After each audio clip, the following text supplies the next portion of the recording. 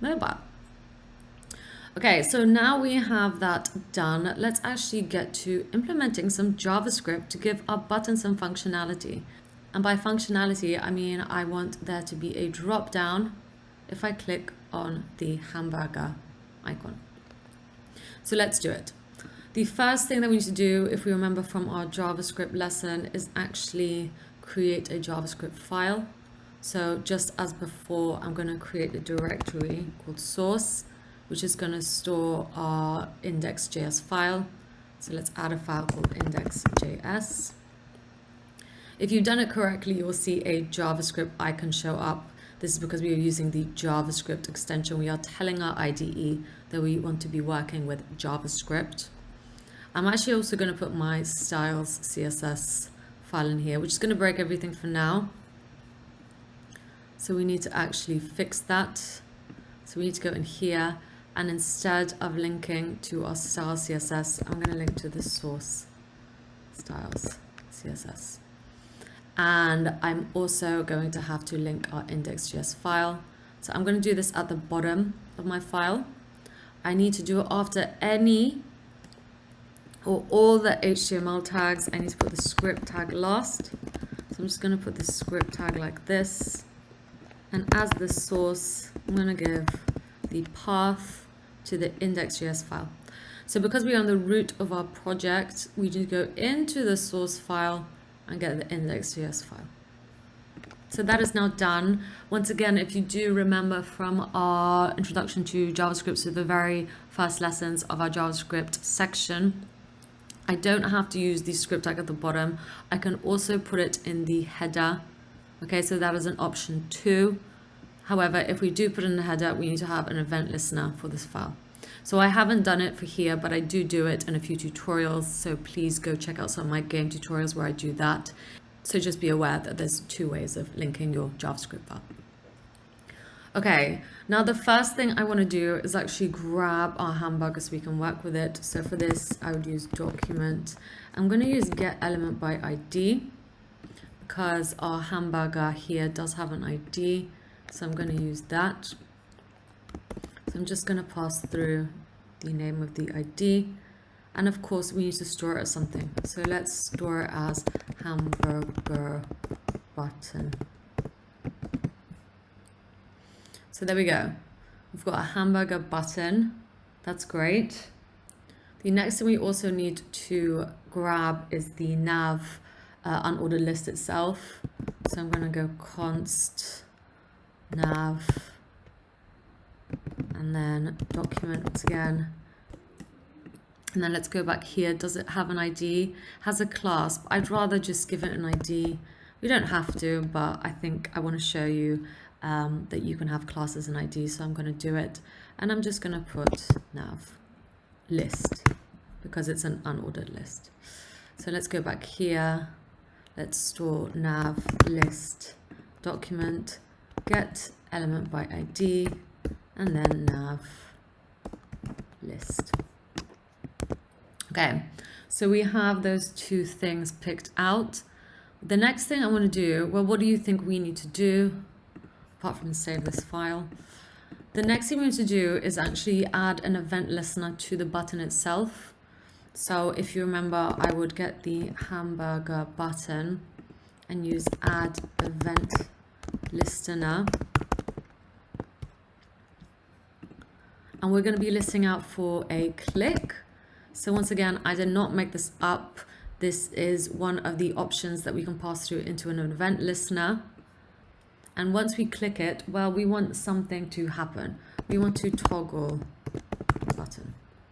So that is a function that we have not yet written. So once again, what I'm saying here is I'm grabbing the hamburger element. I'm then using a JavaScript method of add event listener to listen out for any clicks, for any time we click the hamburger element itself, so just here. And if we do click it, well, I want to toggle the button. So let's actually write that toggle button function now.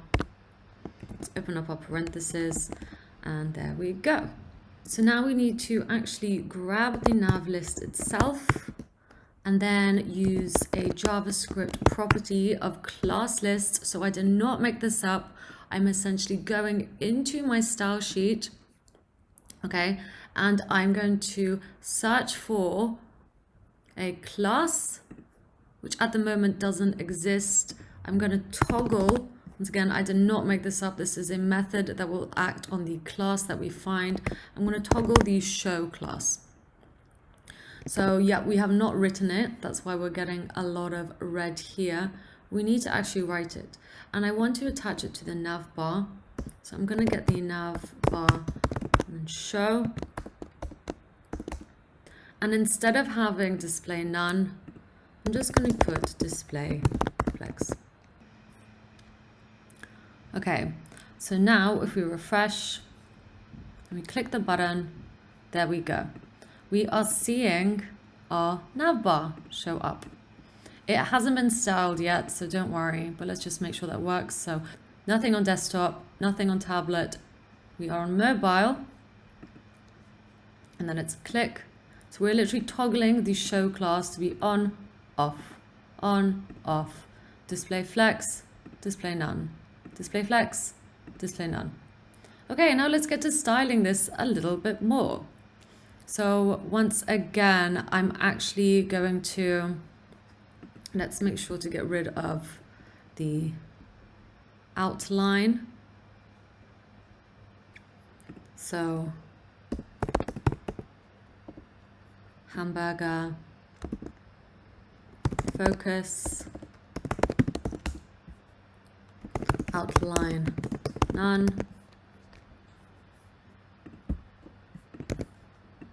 Okay, so that gets rid of that weird outline that we had before, that blue one. Now let's make sure that these display stacked. So in here, I'm just gonna put display, actually no, flex, direction, column. There we go. And it's totally up to you how you want to style this. So I think I'm going to keep it consistent with most of the things in here. So that's already looking better. And perhaps let's have the nav bar to the right instead. So let's go back in here. I'm going to move this under here. It's totally up to you how you want it, but I think that's looking good. I'm really liking how this is looking so far. You can of course really style this up however you wish. So let's perhaps outside of here, so in the default, so in the mobile view, give our list items some styling. So I'm just going to go background color white, and there you go. They have white background colors. And now padding 30 pixels. So you can really go crazy. I'm going to say that I want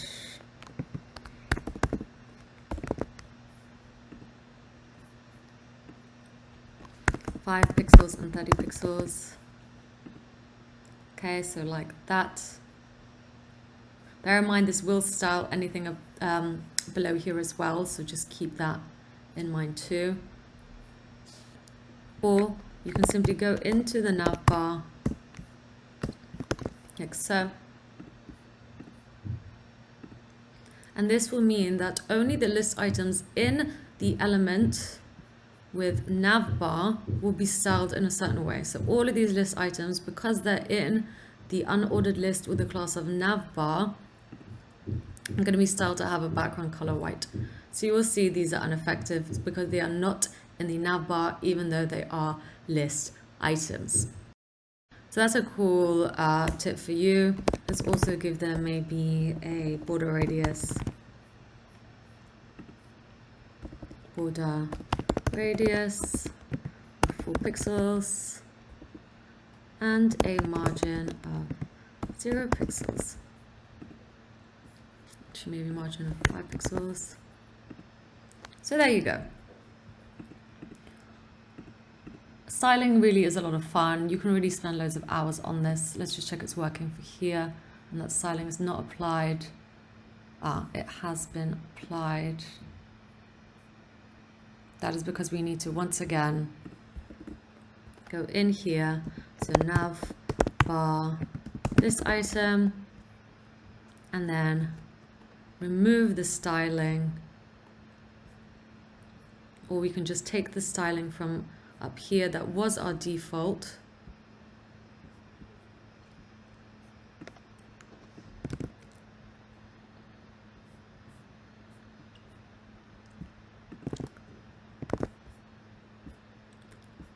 So apply that, and background color transparent.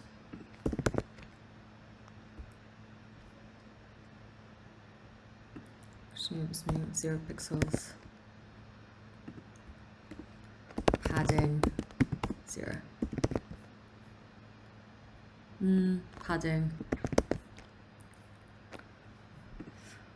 Padding 10 pixels. Okay. So let's try that out again. And yeah, everything is looking great. We have built our responsive navbar. Let's carry on. Next up, I want to talk to you about the JavaScript date object. The JavaScript date object represents a single moment in time in a platform-independent format. Date objects contain a number that essentially represents milliseconds since the 1st of January 1970 UTC. But enough talk, I'm just going to show you how it works first, because I think it's better to show it visually. So first off, I'm actually just going to use it as I would use it normally. So there we go, and console log. I'm just going to talk you through this. So what I am using here is the constructor. So I'm creating a new date object. So I did not make this up. This is a constructor, and it is how we essentially get today's date, but not just today's date. I've stored it as today so I can show you. We get all of this. So currently it is Wednesday. It is indeed 2 p.m. here over in London. So we are Greenwich Mean Time. That is the simplest way of showing you date. It's pretty cool. It'll work wherever you are, and you can use it to get today's date. Now, there are plenty of other things that we can do. So for example, I can also get the day, const day. I can get today and use get. Actually, let's get the date first. So date, console log date. This will give me the date. So as in today is the 6th of the month. I can also get the day. So once again, I would use today and get day, which will give me the day of the week. So let's go ahead and console log day. And that will give me 3 because it's a Wednesday. So we do get them in integer values because you never know what language someone is speaking. We can also get the full year. So full year. And I would just simply get today again and full year. Such as that. We need to get it, get full year. So let's console log full year. And we get the year 2021. There's so many we can use as well. I'm just going to show you one more, which is hours. And once again, I would use today, so what we've stored as new date, and get hours, and console log hours to get the hours. So today, at the moment, it is 2 p.m. So essentially what we're working off is this, okay? That's what we're using. It's absolutely great. I love using this. It is very useful for so many reasons. For example, we can use it to find out how much time we have until a specific time. So like a countdown. So that is what I'm going to show you now. Actually, one more I'm going to show you because it is useful as well is the ISO string.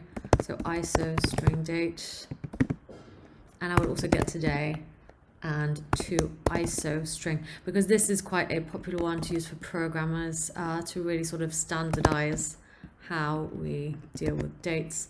And there you go, you get it as sort of like a numeric and alphanumeric value. So that is a really useful one to know too. I use it for when I work with APIs, for example, to give something a timestamp.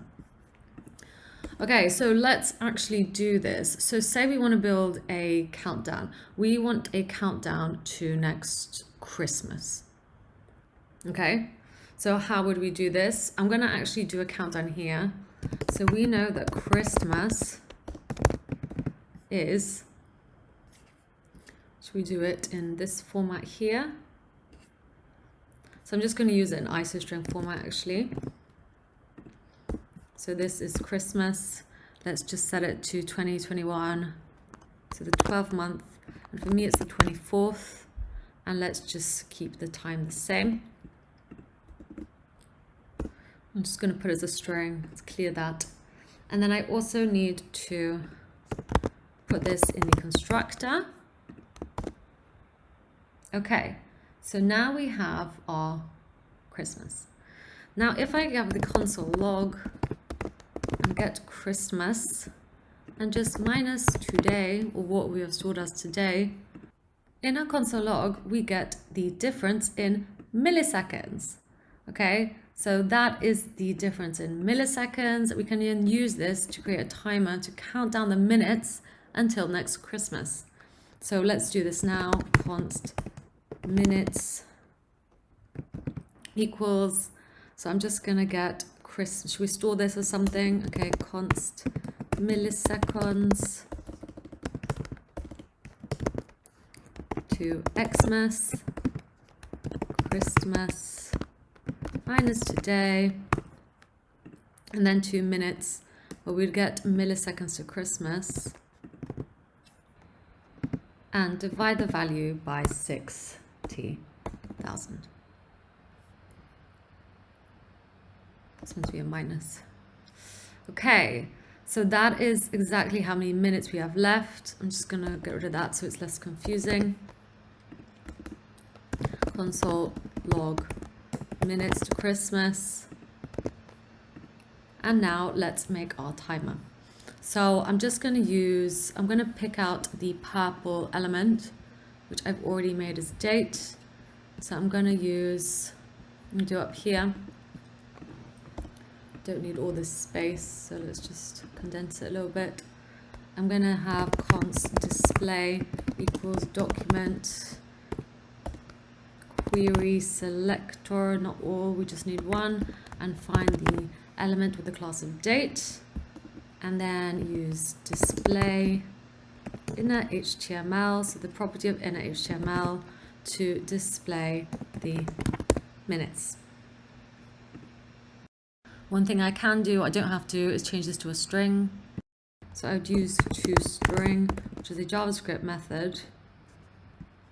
Let's maybe change this to date display, date display.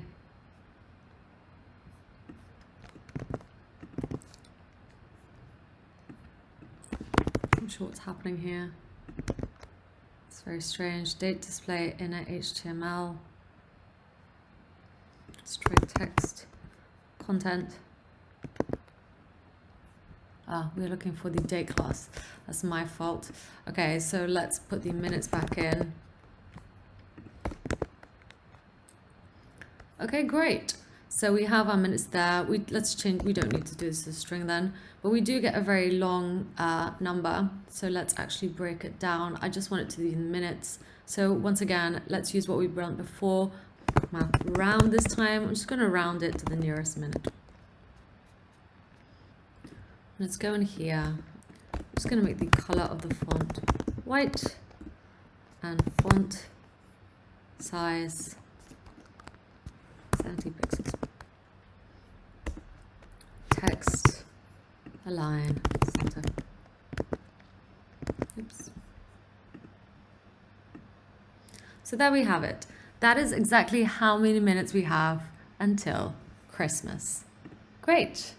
So that is why I like the date. If you check on this tomorrow, it will obviously change. If we wait a minute as well, this will go down. That's exactly why the new date is so cool.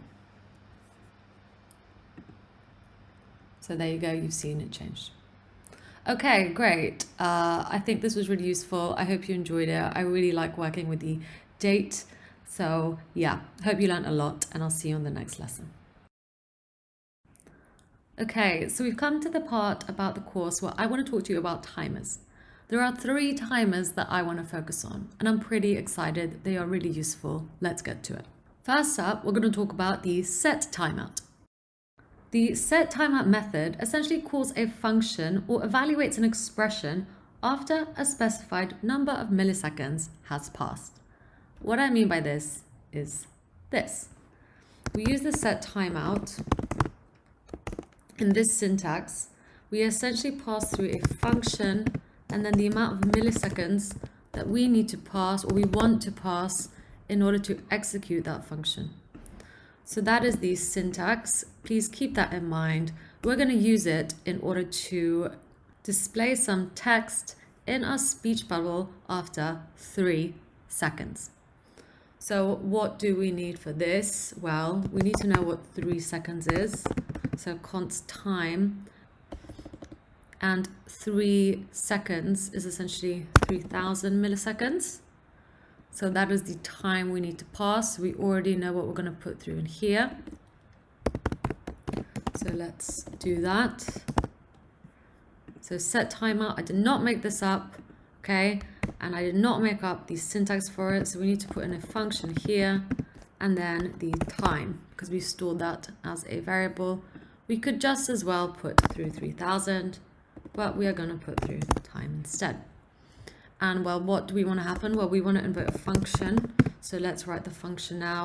Show bubble, show text. Let's open up our curly braces.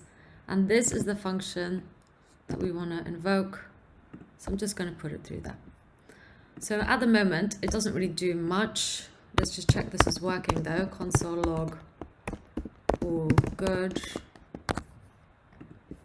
Save, and let's wait 3 seconds to clear it again. So just change that, save, 1, 2, 3.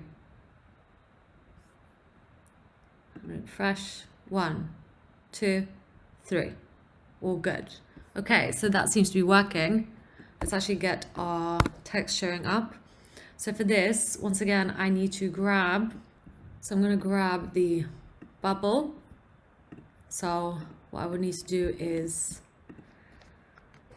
get document, so I'm not making this up, use query selector to search for the class, so dot for class of bubble, and let's save this as speech bubble.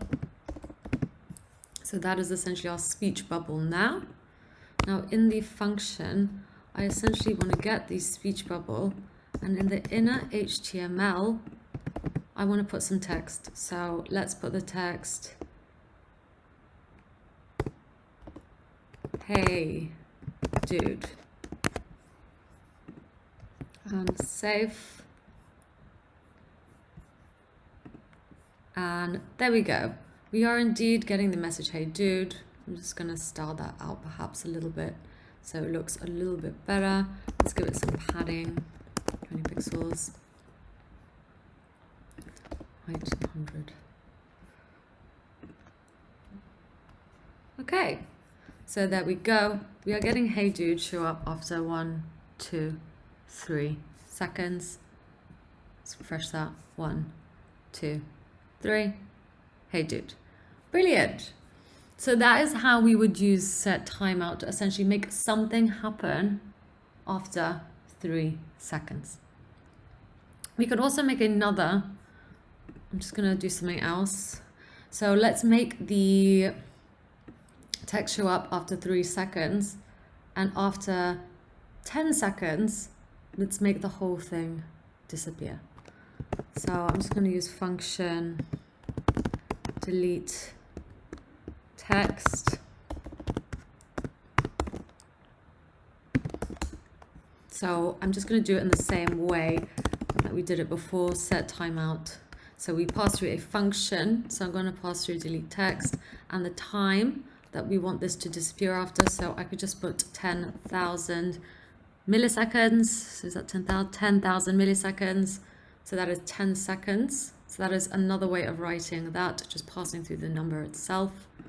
And in here, just put speech bubble inner HTML, and I'm just going to leave it as blank. So now 1, 2, 3, hey dude, 4, 5, 6, 7, 8, 9, 10, and then that disappears. Okay, so that is pretty cool.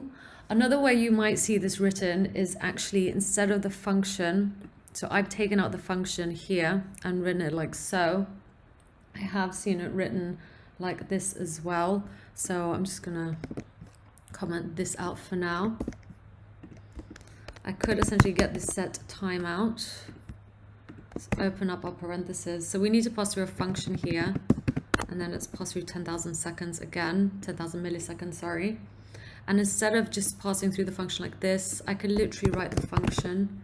So function, invoke the function, open up curly braces, and then put in what we want to happen.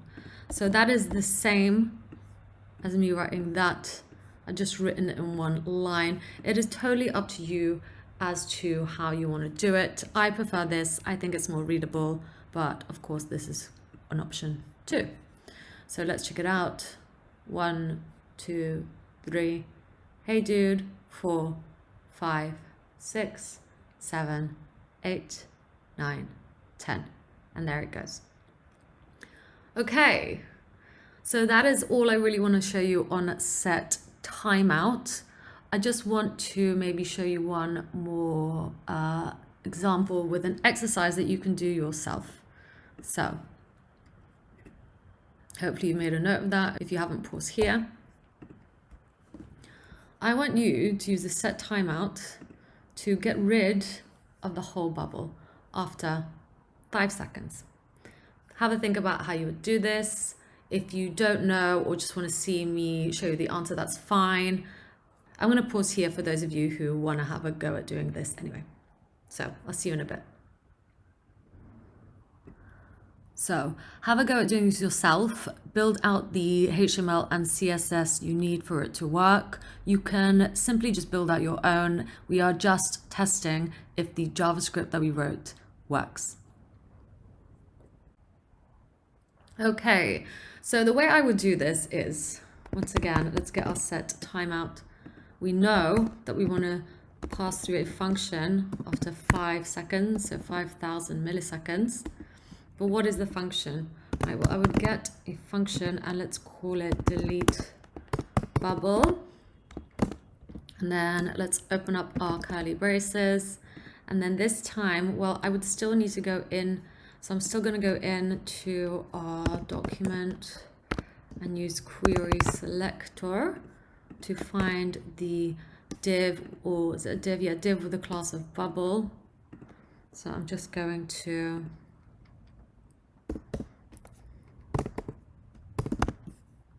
get that and let's store it as bubble, const bubble. Okay, so delete bubble. Well, I would get the bubble and then I would actually use style display and pass through none. Okay, so that's how we would do it. And then let's actually put this in here. Click save. 1, 2, 3, 4, 5, and ta-da! The bubble has now gone. We still have this little speech thing, so we could have actually maybe given this a class, and let's just say speech bubble. Save that and go in here and put each bubble instead. And once again, 1, 2, 3, 4, 5, and the whole thing has now gone. Okay, so I hope you now feel comfortable using set timeout, because I want to introduce another timer for you next. Next up, I want to talk to you about the set interval and how it's different to set timeout.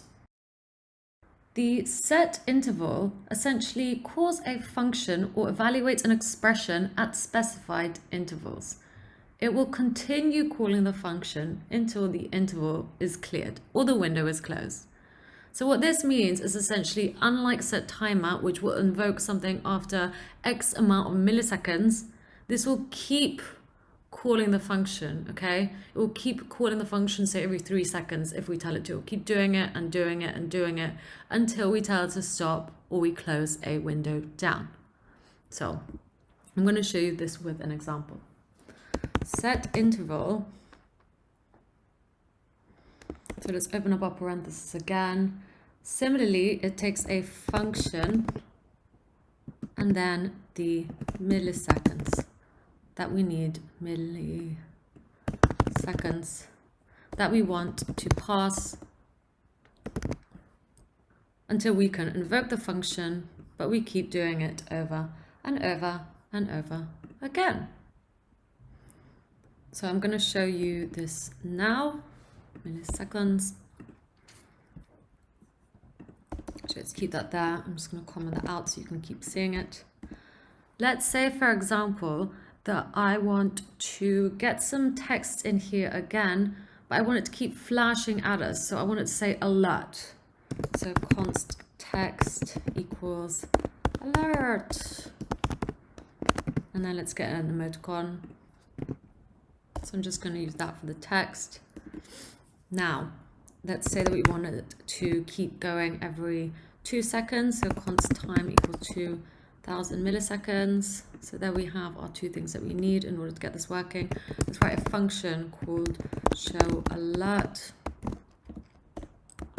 Open up our curly braces, and then let's grab this again. So we need to grab the bubble up here. I'm going to say const bubble equals document query selector. We need to find the bubble, so we're looking for the class of bubble. Now in the bubble, and this time I actually want to append child. So I'm appending, so in here, here's my bubble. I'm putting something in here, okay? So I'm appending something inside. Before we do this, actually, let's just check everything's working. So I'm just going to console log working, and then let's get our set interval.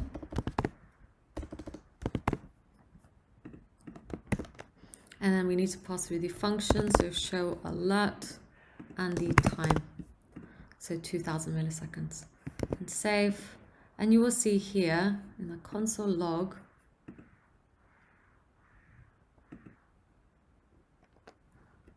two, 1, 2. So each time after 2 seconds, we're getting another working getting printed, okay? And this will carry on doing that, okay? It will keep going and going and going until we tell it to stop. So we know that is working. Now, for each 2 seconds, I actually want to put a div inside here. So I'm going to create a div, const text display, and I'm going to use create element, so another JavaScript method of create element. And I'm going to create a div, and with that text display, I want to give it the inner HTML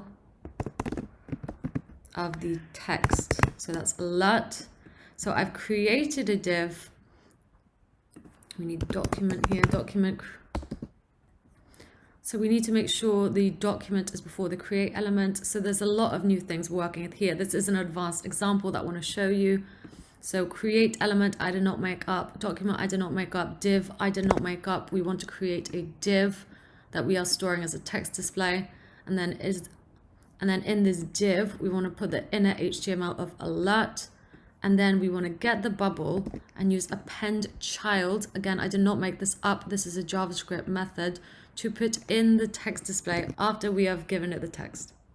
So just going to refresh that. And there we go. 2 seconds. Alert, alert, alert, alert. It will essentially keep on going and keep on going until we tell it to stop. We are appending. We are essentially putting in. So each time I'm putting in a div here again and again and again and again. That is essentially what I have written, okay? But in code. And this will keep happening over and over again. So I hope you've enjoyed this example. Let's finish off with a little exercise. I'll make it a lot easier. I think it's good to start off with a complicated example and then start off easy. So using set interval, I simply want you to print out in the console log your name. So how would you do this? Just going to clear this so it stops running. Well, you would get these set intervals, so you do not make this up. Set interval is essentially a function that we can use, and then we pass through a function. Okay, so a function and the time that we want to invoke it. So say we want to print our name in the console log. I'm going to call this function print name. Let's get a console log, and then I'm just going to print Anya. So now I can pass through this function, print name, and then let's invoke it every 5 milliseconds. So that is 5 seconds in milliseconds. Let's refresh and see if that has worked. Let's get our console log here. There we go. 1, 2, 3, 4, 5. 1, 2, 3, 4, 5. So it's going 3 now. 1, 2, 3, 4, 5. And we'll keep doing this until we clear it. So that is how we use set interval. Next up, I'm going to show you how to clear this interval using another JavaScript method. Okay, so in this section, we're going to focus on clear interval. We're going to use this to clear a set interval that we have running. So let's do it. So here I have the set interval that we were working with before. I'm going to introduce another interval called clear interval. Using clear interval will stop the time running in my example up here. So I would essentially stop this from running by assigning this to a variable or an ID. I'm going to call it a const timer ID. Okay, so if I console log timer ID, well, we would simply get just a simple number. Okay, it's just an ID for us to work with, like so. We can now use this ID that JavaScript has given us to clear the time interval. So at the moment you can see we're up to 4. If I essentially then get this timer ID and put it in clear interval, well, we stop this whole thing from running. Okay, so that's how that would work, but let's see it in a more real life example. Okay, so in this example, I want to essentially move my bubble down. And I want this to happen every 1 second. I want you to move it down to around here, okay? And once it gets to here, I want it to stop. So I want you to have a go at doing this yourself. One thing that I will help you with, however, as I do think it's important, as in this exercise, you're going to be manipulating the style using JavaScript, is that I'm actually going to give this speech bubble div, so this whole thing here that holds these two together, a position absolute. This is a tip. We need the position of the speech bubble to be absolute in order to give it a top, left, right, or bottom pixel in the CSS. So for example, if I was to do this 50 pixels, then it would move up 50 pixels, but without the position absolute, nothing will happen. We need position absolute, not relative. For this occasion, we want absolute for this to work. So now I can move it around wherever I want. Okay, but that is its default. Okay, so we're going to be using this syntax. We're going to be using set interval to move the whole speech bubble down to around here. We want this to happen every 1 second, and once it gets here, I want to stop. So that is your exercise. Please feel free to have a pause here and think about it. If you don't really want to pause and you just want to see the solution, that is what I'm going to do in a minute. So I'm going to let you have a go at it anyway, and I'll see you in a bit.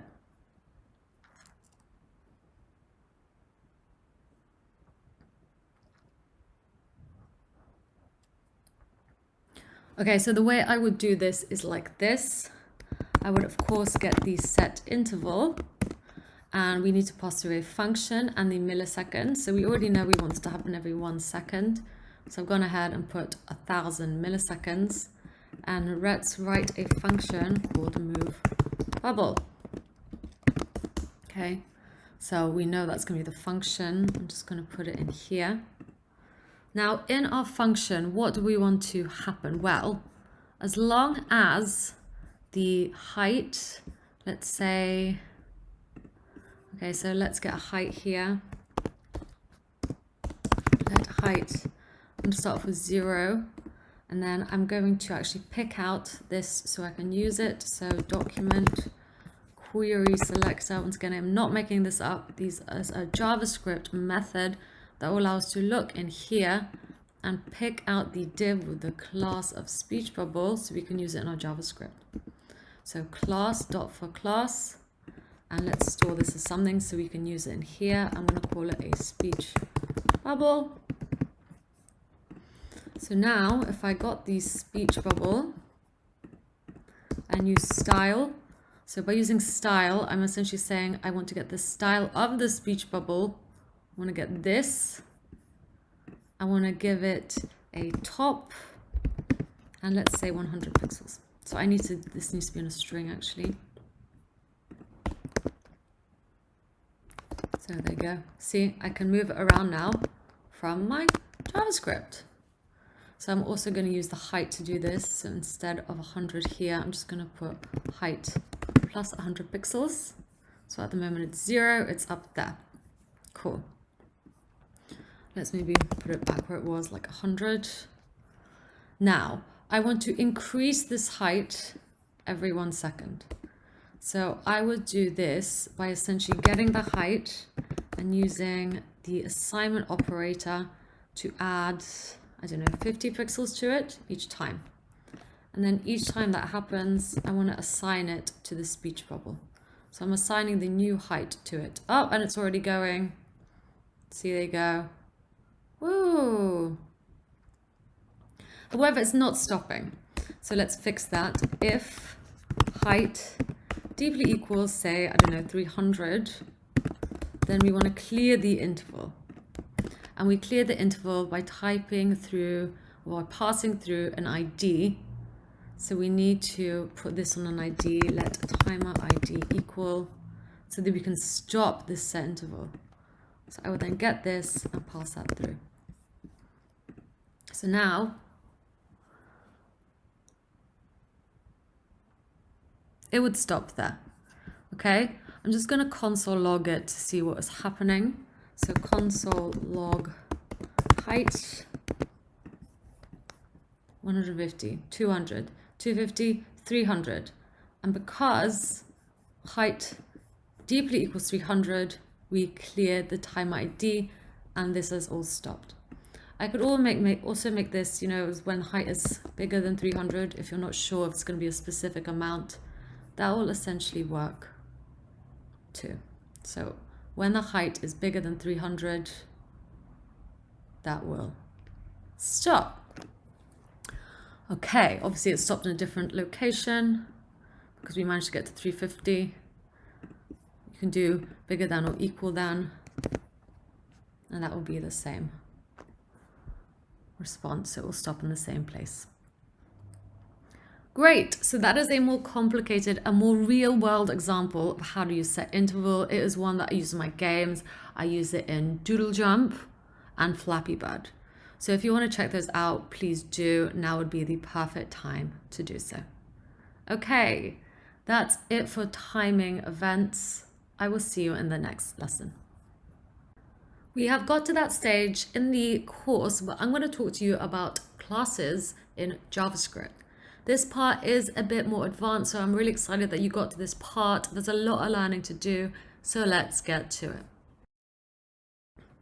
In JavaScript and in many other programming languages, classes are the template for creating objects. I actually like to think of classes as special functions.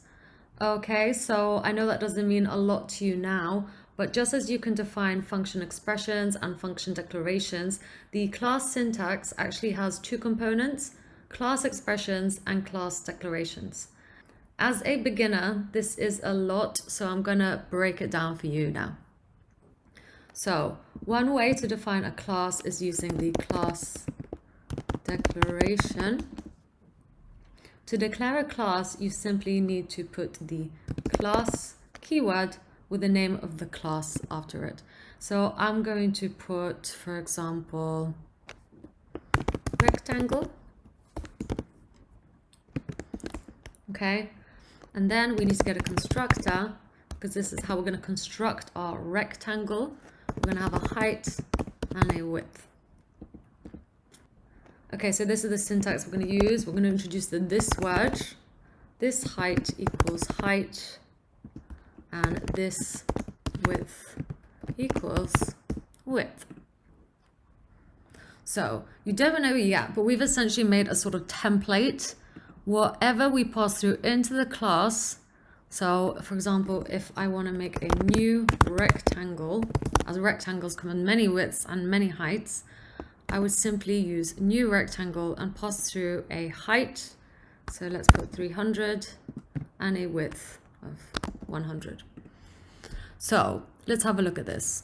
We are making a new rectangle, and essentially thanks to this, I know that this is the height and this is the width of the rectangle, because we're getting this 300 that's passing through, it's going into our constructor, and then it's going here, and we are assigning it to this height. So this whole class's height, and the same for width. So we're getting this value, going width. This is now assigned to the rectangle width, the rectangle's width. Okay, so console. Let's store this as something. Const new rectangle. So if I console log new rectangle, I get, ta-da! So I get a new rectangle. Based on what we wrote this, based on this template, I have a new rectangle. So now if I go rectangle height, I get 300. And if I go rectangle width, I get 100. So it's a template. In fact, I think the easiest way for us to really get to grips with this is to just do it over and over again. So one example where I use this is Pac-Man. I essentially make a class and I call it a ghost class because I use it in order to make my 4 ghosts. So here we have our ghost, and then I use a constructor, and in it I pass through a name, a speed of the ghost because each of my ghosts travel at different speeds in my game, and then a color of the ghost as well, and then a starting point of where I want each ghost to start at the very beginning of my game. And for this, so I know I have a name, so this name equals name, because whatever I pass into the constructor, and then need to assign to this ghost's name. Okay, this speed equals speed, this color equals color, and this starting point equals starting point. Okay, so if I just console log the class of ghost, nothing is gonna happen. I just get essentially what we have written, so very boring. Now, say I want Blinky, const Blinky, or actually maybe say const, no, okay, fine, let's go Blinky. And then I create a new ghost. So I'm using my class, I'm using the constructor, so I need to pass through these things. Blinky is gonna have a name of Blinky, and then a color of blue. I think he's blue. Can't really remember. Blue. He's also, oh wait, we missed speed. So it's important to keep these in the right order. Otherwise, different things will be assigned to different things and it will be wrong. He moves at a speed of 300 milliseconds. And then its starting point on a random board is going to be position 4 in an array. Okay, so now const Blinky, Inky. Once again, I would have to get a new ghost and pass through Inky. So we use the name. We can also call this a class name, as that's what I used it for in my game. So then class name, so that we can use it to essentially assign class names in the game. And whatever Inky was, that would be the color of the square where he's in. And then let's give him a speed of 250 milliseconds. So he travels at 250 milliseconds, which is faster than Blinky. And then gave him a color of, actually this one's blue, isn't it? And then he'll start position 10. And the same for the other two. So Blinky, Inky, Pinky, and Clyde. So Pinky, Clyde. Let's just make these up. Well, we know that is pink. We know that is orange. So this one is red. Let's just say 20 and position 15. Okay, so we've stored our ghosts. We've created all these ghosts. It's great. We use a template to do this. So now if I console log, if I want to find out what is Blinky's speed, I get 300 because that is indeed Blinky's speed. If I want to find out Clyde's starting point, I get 15. And that is indeed correct.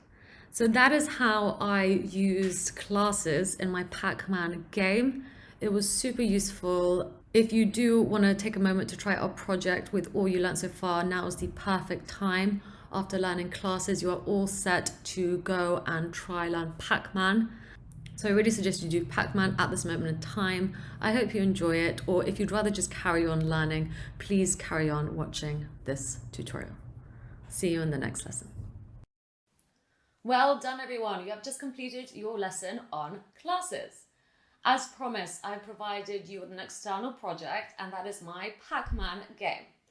In this game of Pac-Man, you will learn how to use classes by building out ghosts and using each ghost's properties in order to move them at different speeds, start them off at different positions, asking class names, and much more. If you would like to try this project, please click the YouTube card right here. Otherwise, let's carry on. The choice is totally up to you. You can save this project and come back to it if you wish as well. Okay, so in this next section, we're going to focus on keys or keyboard events. What I mean by this is we're going to link up the keys on our keyboard in order to move things in our browser. So let's do it. So I think the best way to show you this section is just by doing, so let's get straight to it. Here we have our body in our CSS file. I also just have a simple index HTML file with nothing much in it apart from our body, and then our index.js file. Let's just make sure to save all of these. So the first thing I'm going to do is actually just make a circle in here, because it's the circle that we're going to move when we press a key on our keyboard. So I'm just going to give it a width of 100 pixels, height of 100 pixels, border radius 50 pixels, and background color. Let's go blue-violet. Now let's actually put it in. So I'm going to just put it in here above the script tag as a div with the class of circle. So class circle, and there we go. Now, the first thing I want to do is actually pick out the element so that we can communicate with it. So let's go ahead and do that now. Const circle equals document query. Hopefully you are used to using these by now. Query selector. I'm going to pick out the class of circle. Now I am going to write a function that essentially, if I press the arrow to the left, I'm going to move my circle a little bit to the left, let's say 50 pixels to the left, by grabbing it and manipulating its style from the JavaScript file. If I press the arrow right, it's going to go right. If I press the arrow up, it's going to go up. And if I press the arrow down, well, you guessed it, it's going to go down. So I'm going to write a function for this. I'm going to call the function control. Now through it, I need to pass an E for event. Okay, so I can either pass through the word event or E, that is totally up to us. And then if event key deeply equals, and then let's say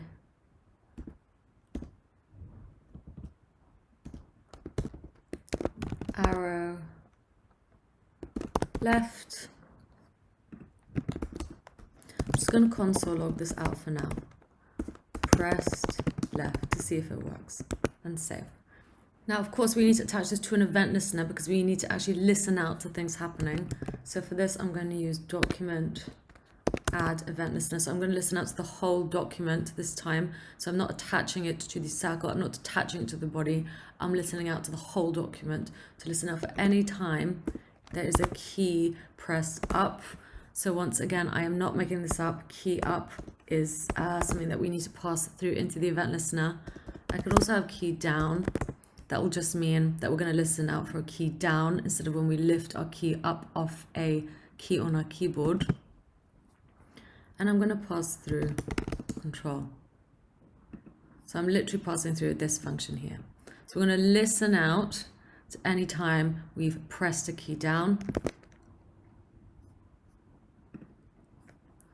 So now, if I press the arrow left, you will see press left.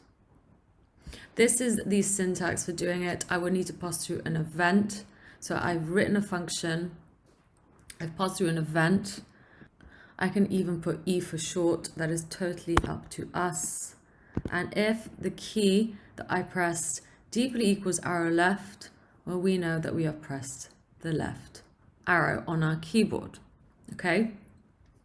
So that is essentially how you would listen out for keys being pressed on your entire web page. Okay, so we've got our arrow left. Let's listen out for an arrow right, console log pressed right, else if the key deeply equals arrow up, console log pressed up, else if arrow down, E key deeply equals arrow down, console log arrow pressed down. Okay, so let's try it out. Let's make that deeply equals. Hit refresh and just try pressing the arrows to see if you get each one. So up, down, left, and right. Perfect. Now, I do want to mention one thing, and that is the E key code. So this is one way of writing it. I could also be very specific and have different keys. So I can have the A key. So let's